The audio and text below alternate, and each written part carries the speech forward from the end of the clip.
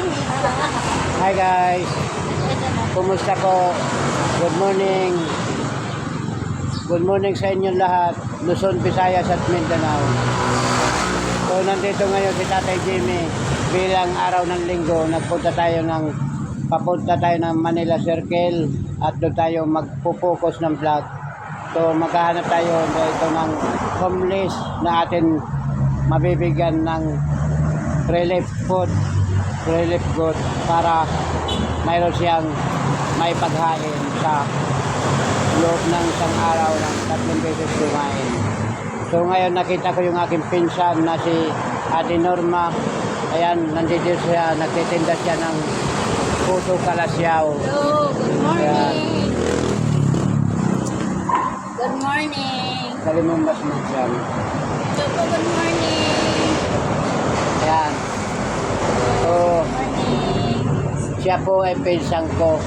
Ang tatay niya at tatay ko magkapatid. I-promote mo yung kalasya. Siya ay nandito lang, nagtitinda yan ng kanyang hanap buhay. Siya ay Kaya po ako ng puto kalasya from Pangasinan. Baka gusto ninyo mag-order, ano kayo? Baka gusto ninyo mag-order ng puto kalasya, pwede na. Kalayaan, Central Out. Ang Kalayaan.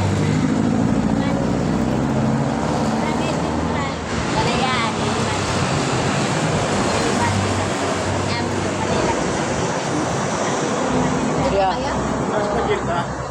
siya po ay mayroong anak dalawa.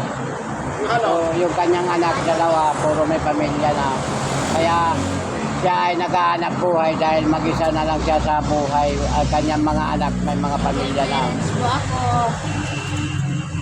So ngayon nakita ko siya dito at dito siya nagtitinda sa kanyang puto kalasyaw from Pangasinan.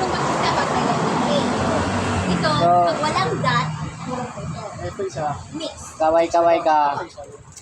Ayan. Morning. Sa mga gusto pong kumain ng puto kalasyaw, punta po kayo dito sa may Kalayaan Abs, harap ng Express. Kalayaan. Avila Pure Gold. ayan. Punta lang po kayo dito, hanapin nyo dito si Ate Norma. At yan lang po yung kanyang munting kabuhayan sa pagtitinda. So, Ayaw, baka magsikat ako sa social media, hindi ako tulong. Saka na lang ako. so kung nagustuhan nyo po ang video ito, huwag nyong kalimutan mag-subscribe, mag-like, And share. mag-share at mag-comment.